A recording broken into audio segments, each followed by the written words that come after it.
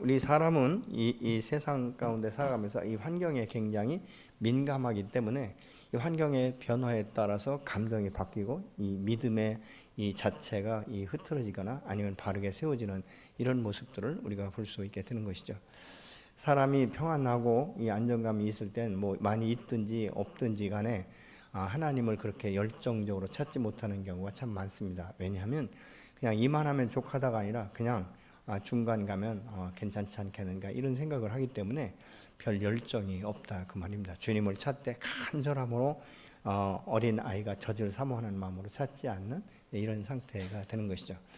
근데 때로는 우리 인생 가운데 이 비바람이 휘몰아 치듯이 이 고난과 역경이 오기 시작하면 우리의 마음들이 흔들리기 시작하고 믿음의 이 정체가 흔들리기 시작하는 것을 우리가 보게 되는 것이죠.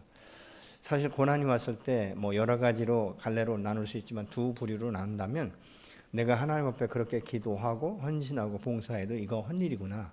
그렇다면 내가 뭐 굳이 여기에서 그렇게 이 하나님의 이 전에 출입할 필요가 있겠는가 해서 세상으로 가는 사람이 있는가 하면 오히려 정신을 차리고 이것이 내가 하나님 앞에 깨어나라고 하나님께서 나에게 주시는 질책이구나, 징계구나 뭐 이렇게 생각하시는 분들은 더 적극적으로 그동안 하나님 앞에 친밀한 관계를 맺지 못한 것에 대해서 회개하면서 아마 적극적으로 나가서 기도하게 될 것이에요.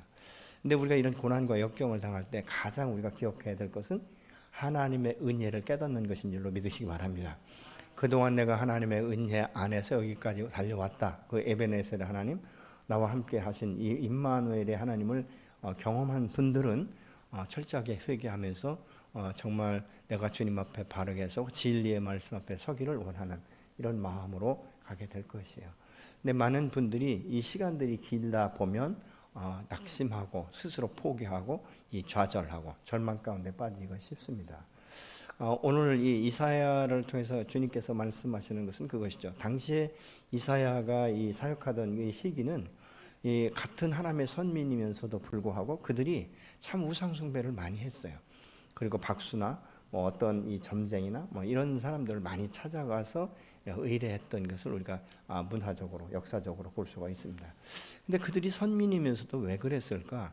하나님은 눈에 보이지 않고 말씀을 들을 수 있는 사람과 듣지 못하는 사람들이 많이 있지 않습니까? 또 말씀을 보아도 이게 깨달아지는 경우가 있고 깨달아지지 않는 경우가 있기 때문에 사실 어떻게 보면 답답한 것이죠. 근데 박수나 이 점쟁이한테 가면 서로 얼굴과 얼굴 맞대보면서 대화를 한다는 것이죠. 그러니까 사람의 입에서 나오는 말을 내가 더 큰 위로를 받게 되는 것이고 또 그 중에 우리가 과거에 지나갔던 일들을 한두 가지 딱 맞추게 되면 이분은 영험하다 이런 생각이 들기 때문에 사실은 무당에게 완전하게 빠지게 되는 이런 경우를 볼 수 있다 그 말입니다. 그러니까 이 이스라엘 백성들은 선민이면서도 선민답게 살지 못하는 거예요. 그러니까 하나님의 은혜를 깨닫지 못하고 하나님께서 언약하신 것을 이스라엘 백성들이 어떻게 지키고 행해서 이것을 얻을 것인가 이런 생각을 전혀 못하니까 명목상 하나님의 선민이지만 그들의 삶 자체는 우상이나 어떤 이 술객이나 이 점쟁이들을 찾아가는 이 일이 비일비재하게 일어났던 것이죠. 그러니까 이들의 이 영혼이 궁핍하기 시작하다는 것이죠. 여러분 사람이 우리가 잘 먹고 잘 사는 것도 중요하지만 가장 힘든 것이 뭔지 아십니까?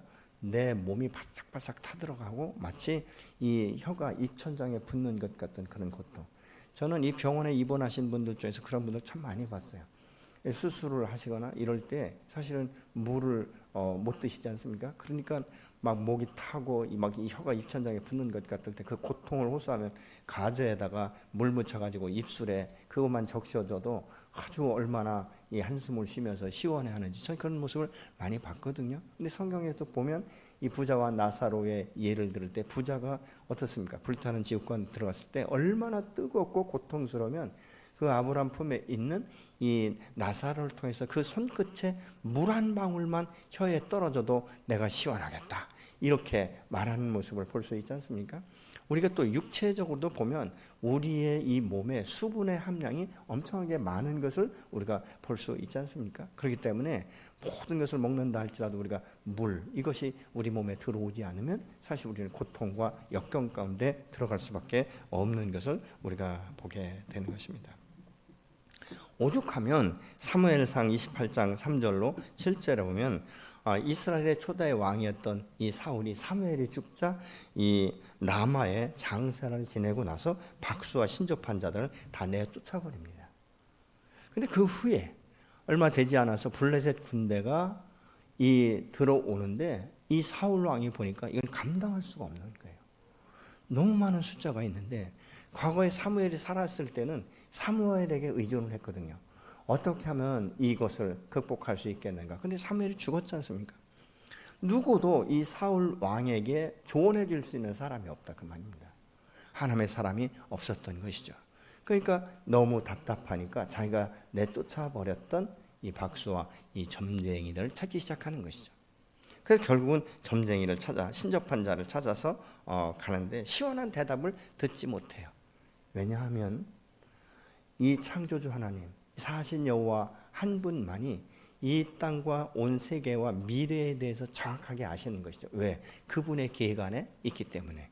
그래서 누구도 이것을 알 수 있는 사람은 이 세상 가운데 없는 것이죠. 그게 답답하니까 이 신접한 자가 누구를 불러 올려주면 좋겠습니까? 그래서 사무엘을 불러 올려달라고 말하고 있죠. 근데 사무엘이 말하는 것이 무엇입니까?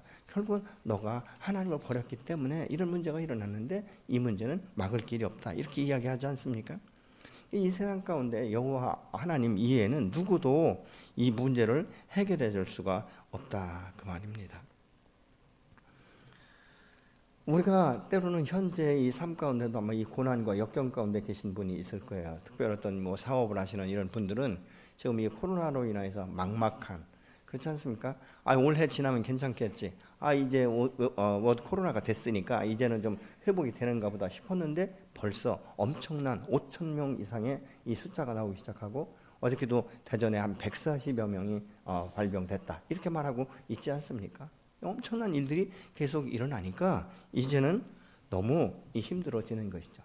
이럴 때 우리가 어떻게 해야 될 것인가, 이런 갈등이 오기 시작하는 것이죠.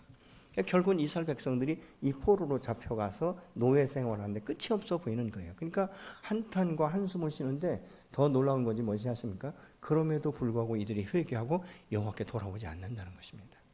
그러니까 이것이 장기화되고 있는 것이죠. 정말 소망이 없다. 하나님 우리 선택하셨으면 무슨 필요가 있겠는가? 이런 고난과 이 역경이 오랫동안 지속돼도 해결되지 않는데 사신 하나님이 정말 살아계신가? 그러니까 결국은 눈에 보이는 사람을 찾아갈 수밖에 없다 그 말입니다. 유일신이신 하나님을 버리고 우상을 숭배하기 시작하고 이런 일들이 비일비재하고 일어나는 것이죠. 그때 여호와 하나님께서는 이사야를 통해서 이스라엘에게 소망을 지금 선포하고 있습니다. 17절의 말씀을 보시겠습니다. 가련하고 빈궁한 사람들이 물을 찾지 못하여 갈증으로 그들의 혀가 탈 때에 나 주가 그들의 기도에 응답하겠고 나 이스라엘의 하나님이 그들을 버리지 않겠다. 이게 세번역 성경이거든요. 그러니까 얼마나 이 목이 가랬으면 혀가 탈 것 같은, 그래서 여호와가 버렸다고 말씀하고 있지만 이사야를 통해서 여호와 하나님께서 말씀하시지 않습니까? 내가 그들의 기도에 반드시 응답할 것이다. 그리고 이스라엘의 하나님이 그들을 버리지 않았다. 그러니까 너희가 생각하는 것과 다르다라고 지금 말씀하고 있어요. 하나님이 선택한 하나님의 백성은 영원한 하나님의 백성인 줄로 믿으시기 바랍니다. 예수 믿고 구원받은 하나님의 자녀는 영원토록 하나님의 자녀가 되는 줄로 믿으시기 바랍니다.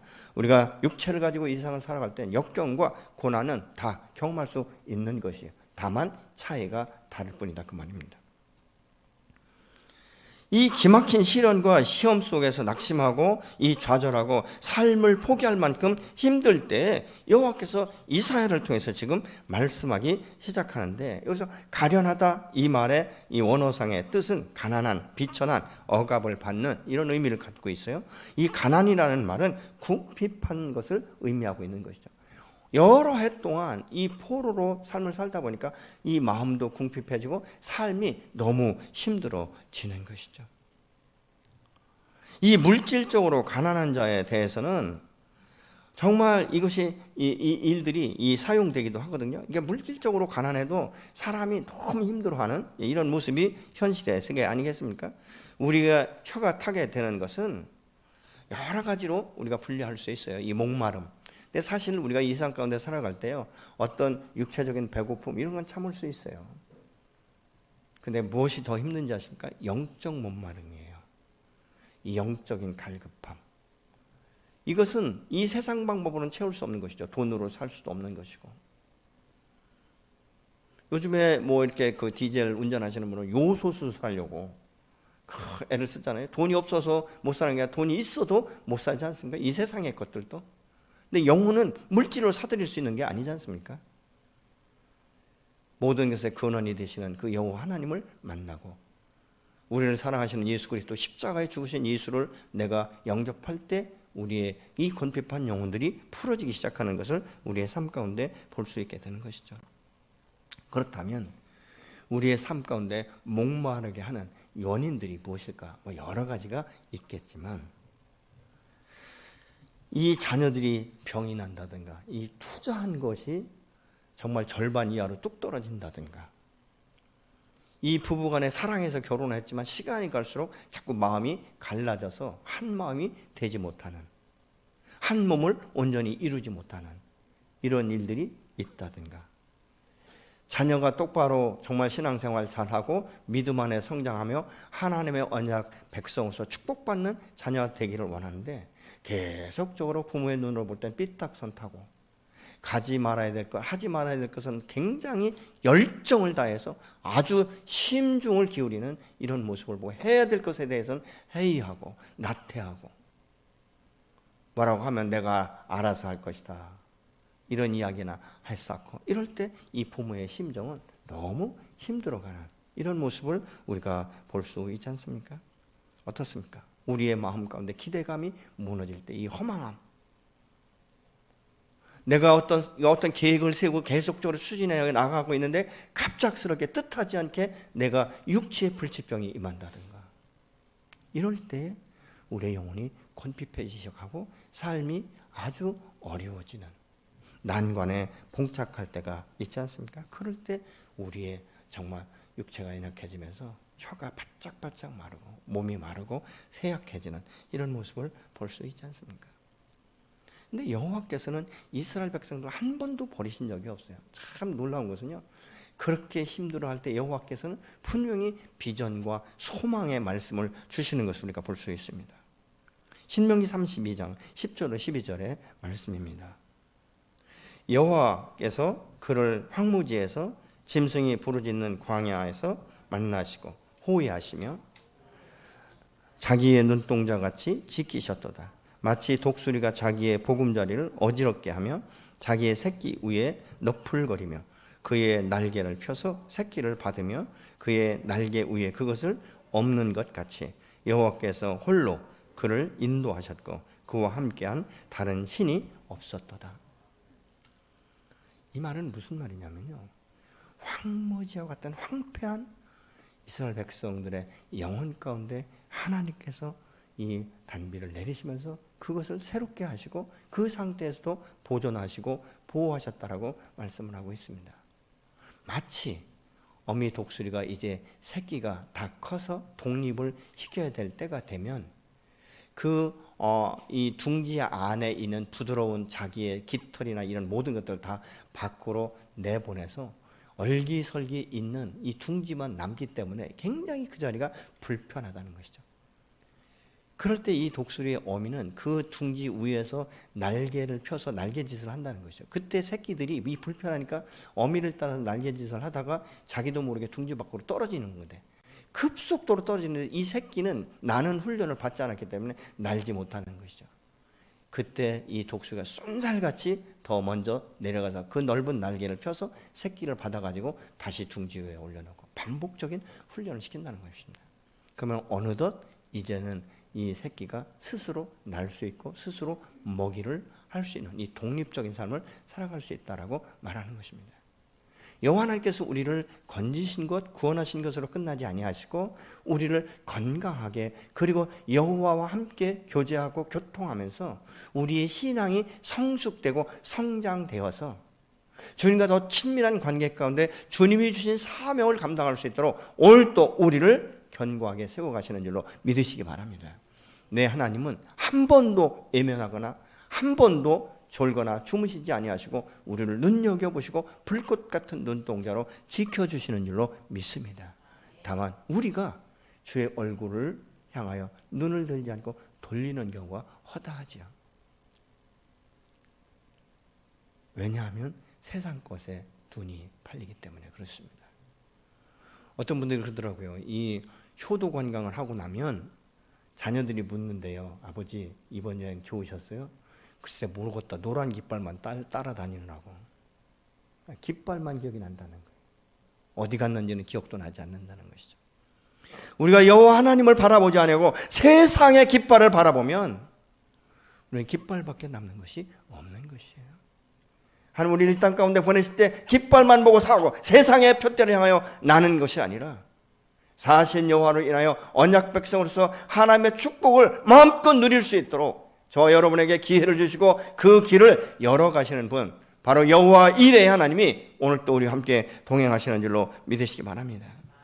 그래서 때로는 우리가 이 세상 가운데 염려와 근심이 왜 없겠습니까? 그렇지만 마태복음 6장 34절은 이렇게 말씀합니다. 그러므로 내일 일을 위하여 염려하지 말라. 내일 일은 내일이 염려할 것이요 한날의 괴로움은 그날로 족하니라.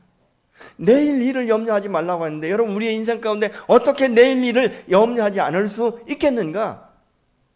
아마 그렇게 생각하시는 분들도 있을 거예요. 근데 우리는 내일 일을 염려하는 사람은요 항상 내일 일을 염려하는 거예요.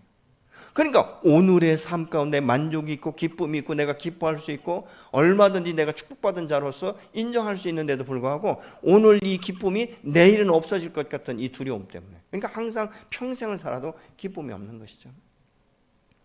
우리가 사람과의 대화 가운데도 마찬가지예요. 예를 들어 부부가 아니면 가족의 여행을 갈 때 그 차 안이 화기애애하면요 자꾸 여행 가고 싶은 거예요.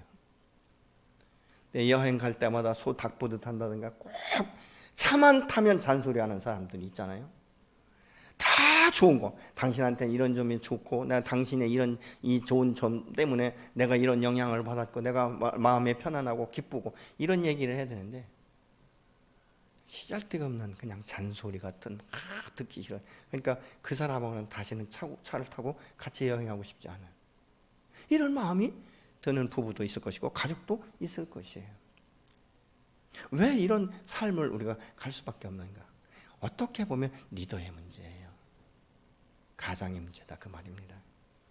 어떻게 우리 가정 가운데 이런 일들을 세울 수 있는가? 또 어떻게 하면 내가 자녀들에게 믿음을 유업으로 줄 수 있는가? 이런 부분을 우리가 심각하게 생각해야 되지 않겠습니까? 그리고 내일 일은 내일 걱정하는 거예요. 내가 오늘 걱정한다고 내일 일이 바뀌는 거 있습니까? 변화되는 거 있습니까?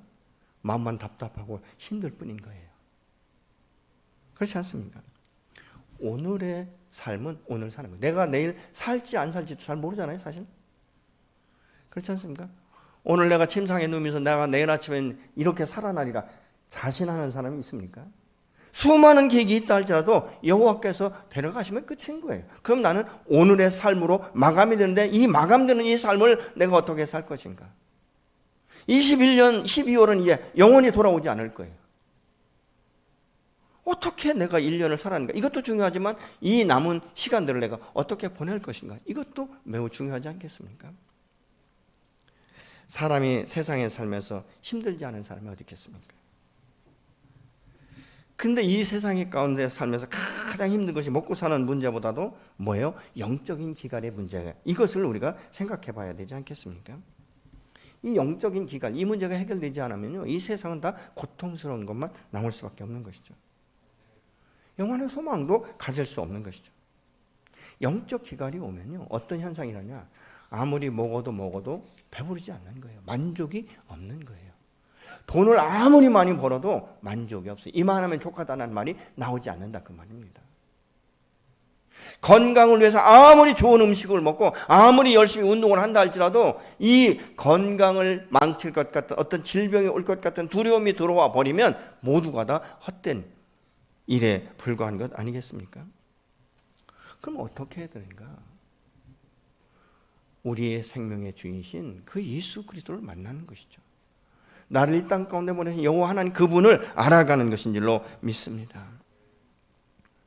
우리 심령의 생수 되시는 그 근원이 되신 예수 그리스도가 들어오면 우리 배에 이 생수가 계속적으로 스며들기 시작하는 것이죠. 그리고 이제 다 차기 시작하면 차서 올라오기 시작하는 것이고, 이것이 차 오르면 밖으로 흘러가게 되어 있는 거예요. 내 마음이 성령이 충만하면, 그 믿음이 충만하면, 은혜가 충만하면 그것이 내가 일부러가 아니라 그냥 자연스럽게 내 삶 가운데 흘러가게 되는 이런 모습을 우리가 볼 수 있게 되는데, 그래서 주님께서 말씀하시는 것이죠. 목마르냐? 내게 와서 마셔라. 요한복음 7장 37절로 38절의 말씀입니다.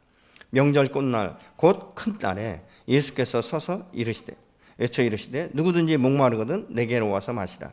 나를 믿는 자는 성경의 이름과 같이 그 배에서 생수의 강이 흘러나오리라.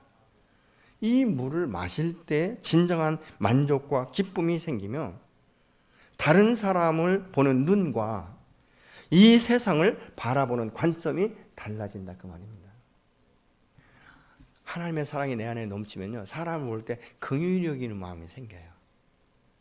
불쌍히 여기는 마음. 그래, 예수 믿고 구원받지 못해서 그렇지. 이렇게 이해하는 마음, 용납하는 마음이 생기기 시작하는 거예요. 근데 내 마음에 사랑의 탱크가 비어있어 매사가 부정적이고, 다른 사람을 볼 때 장점은 보이지 않고 꼭 단점만 보이기 시작, 콕콕 집어내기 시작하고, 이런 일들이 우리 일상 가운데 일어난다 그 말입니다. 그런데 예수 그리스도 그 생수의 근원 되신 그분이 내 안에 들어오기 시작하면 세상을 보는 관점도 다른 거예요. 그래서 단점보다는 자꾸 장점을 보고 사람을 격려하게 되고 사람을 이렇게 세우고 키우게 되는 이런 역사들을 우리 삶 가운데 보게 된다는 것이죠. 여러분, 이 세상에 누구도, 모든 인간은 다 갖춰진 사람이 없어요.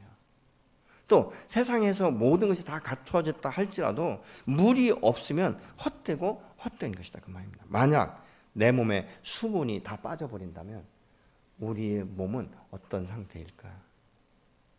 결국 죽음밖에 없지 않겠습니까?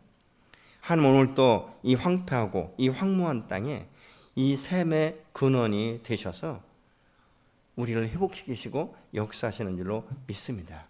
그렇기 때문에 우리는 하나님이 나를 나되게 하셨다는 이 은혜를 기억하면서 우리의 이 삶, 이 영적인 삶이 회복되며 우리의 이 세상의 나그네 길을 살아갈 때 소망 가운데 승리하는 삶을 살아가야 될 줄로 믿습니다. 여러분, 오늘 이 샘의 근원에서 물이 솟고 산에 이 강을 내시고 골짜기에서 이 샘이 나게 하시면서 광야에 못이 되게 하는 이런 새로운 파라다이스를 일으킬 수 있는 것은 사람의 힘이나 능력이 아니라는 것이죠.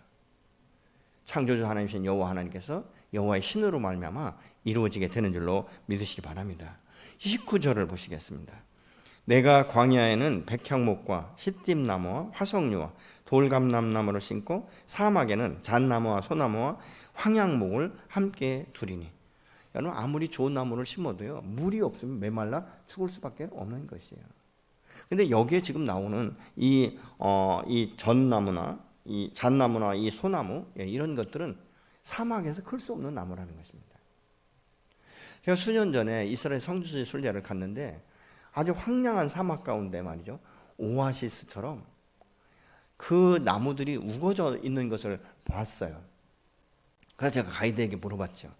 아니, 이 허허벌지, 이 황량한 이 사막 가운데 어떻게 저런 오아시스에서 야자 이 열매가 맺힐 수 있는가?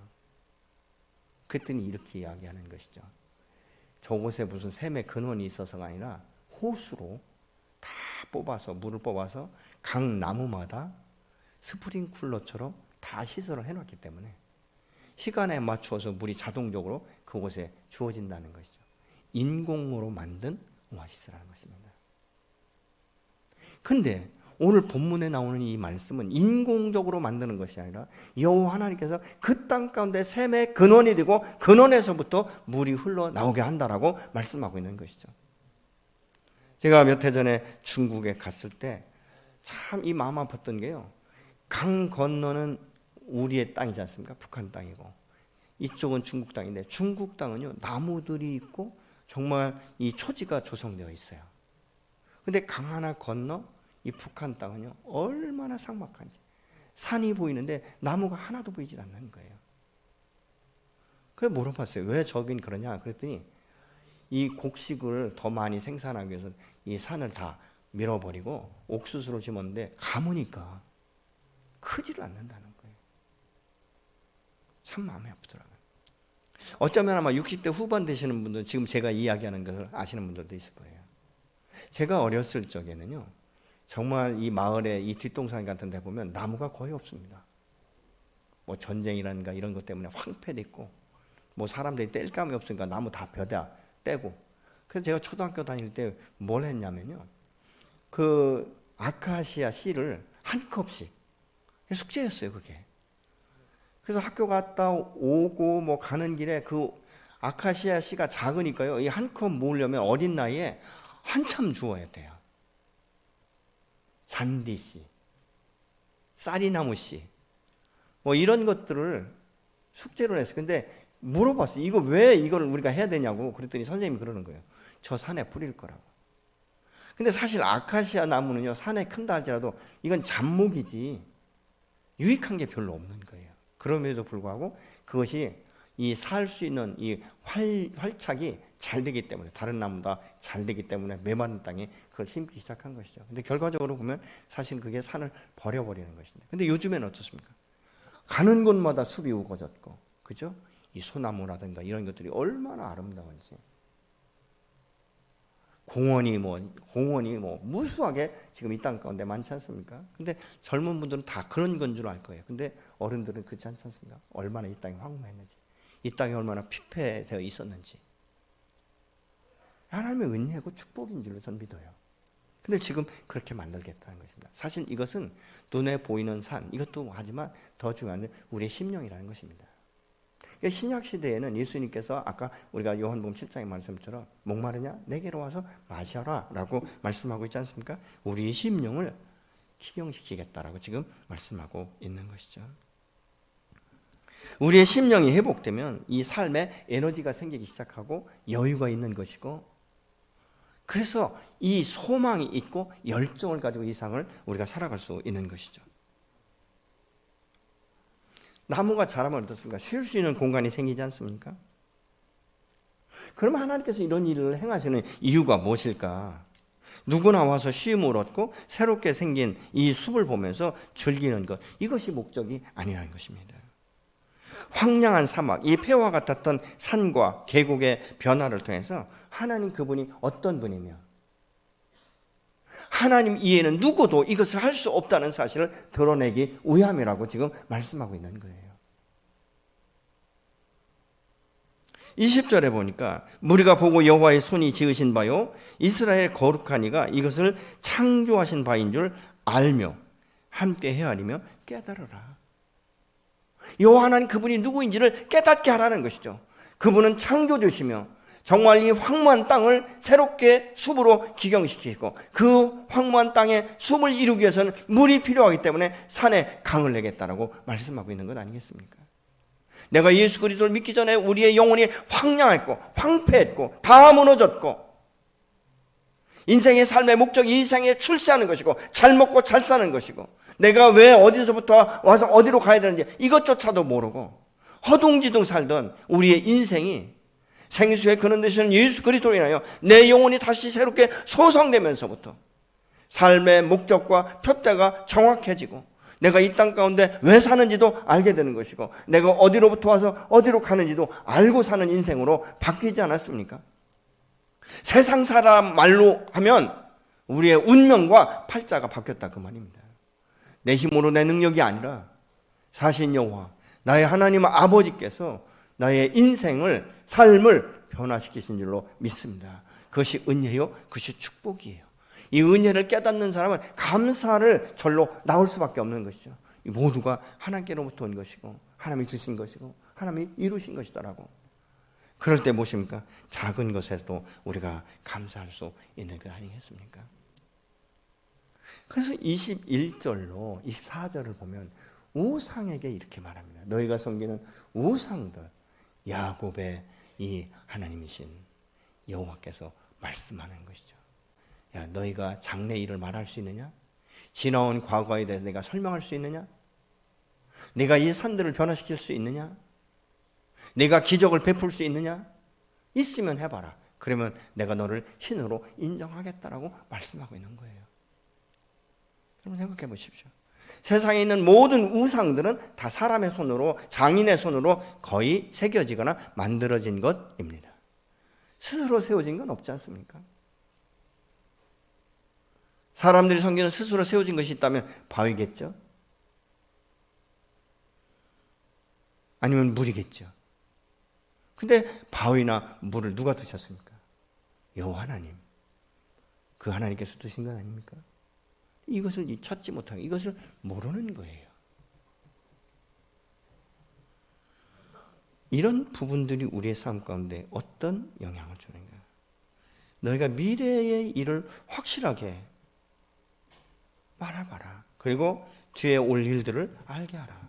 그러면 우리가 너희가 신인 줄 알 것이다. 이렇게 지금 말씀하고 있습니다. 29절에 보면 이렇게 말합니다. 보라, 그들은 다 헛되며 그들의 행사는 허무하며 그들이 부어 만든 우상들을 바라며 공한 것뿐이다. 이렇게 말씀하고 있지 않습니까? 하나님 우리 생수교회를 처음에 시작하게 하실 때는요, 바로 이런 수없는 이 생수에 대해서 말씀을 주셨어요.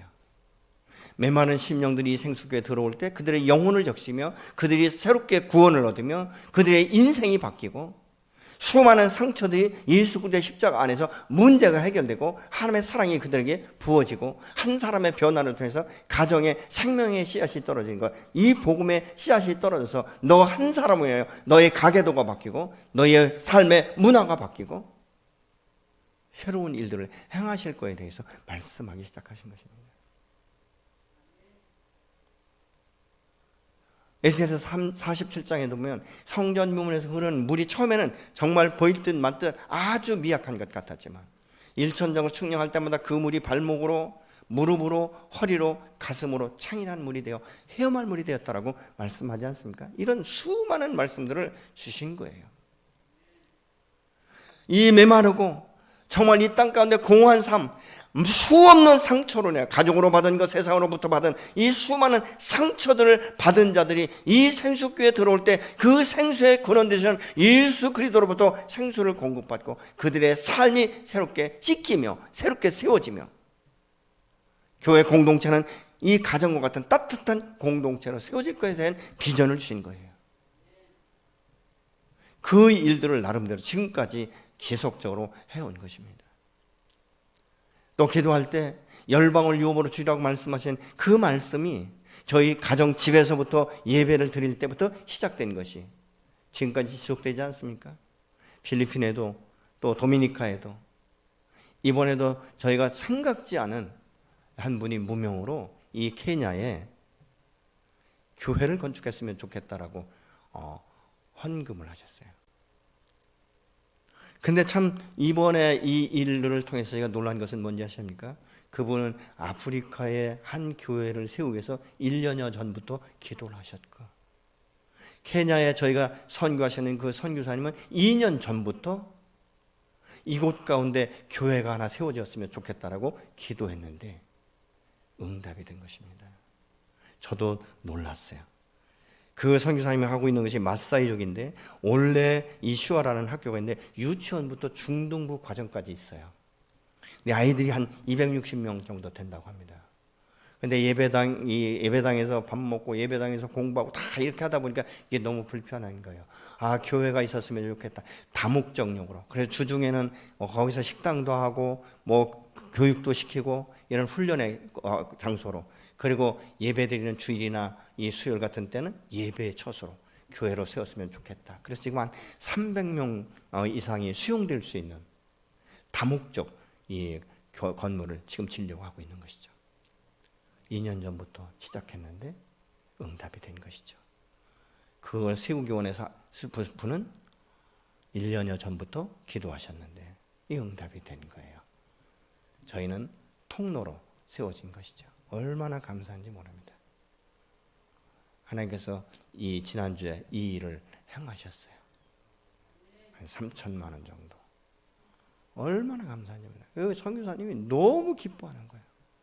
이건 하나님의 응답이었고 하나님 그분을 통해서 역사하셨고 생수교회가 다리가 되어줘서 너무 감사하다. 사실 제가 감사하죠.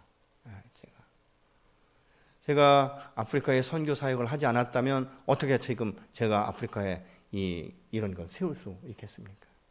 근데 신실한 선교사로 정말 감당할 수 없는 이런 일들을 감당하는 그의 모습을 보면서 참 신실한 선교사다. 그래서 언제든지 기회가 되면 후원하고 싶었어요. 모두가 하나님의 은혜 아니겠습니까? 무엇입니까? 여러분이 열방을 유업으로 얻기 위해서 끝없이 지금 기도하고 계시니까 하나님이 때에 따라서 이것을 여시고 그 축복의 문을 여시는 그분이 축복의 통로로 쓰시고, 저는 이번 이 역사를 통해서 케냐도 그렇지만 이것에 대해서 지금 씨를 심는 그분과 그분의 가정 가운데 놀라운 역사를 일으키실 것을 기대하고 있습니다. 그것도 자기 이름 밝히지 않고 무명으로. 얼마나 감사한지. 이런 것들이 바로 하나님의 은혜 아니겠습니까? 황폐한 우리의 심령을 하나님께서 기경시키시고 샘의 근원으로부터 충분한 물이 공급되면서 이것이 사명이 되어지고 그것을 사명으로 끌고 있는 것만 아니라 순종을 통해서 아름다운 열매를 맺히는, 제가 그러면서 그 이야기를 들으면서 어떤 생각이 있는지 아십니까? 이 케냐, 이 마사이족들이 이 다목적 교회, 이 예배당이 건축된다는 소문을 들을 때 얼마나 기뻐할까? 얼마나 하나님을 찬양하고 감사할까? 근데 그 선교사님 그런 이야기예요. 지금 자기가 세운 이 학교나 이것은 황량한 광야 가운데 서 있다는 거예요. 그러면서 이것이 준공될 때가 되면 시장부터 많은 유력자들이 그곳에 온다는 것입니다. 그래서 그들을 통해서 믿지 않아도 하나님의 행하심을 이야기할 수 있다는 것이 너무 감사하다. 하나님이 아니면 누가 이 일을 할 수 있겠습니까? 전 너무 감사했어요. 이것이 바로 하나님의 은혜 받은 저와 여러분을 통해서 하나님이 역사하시고 여러분이 끝없이 열방을 유업으로 취하기 위해서 기도하시는 이 중보 기도의 열매인 줄로 믿습니다.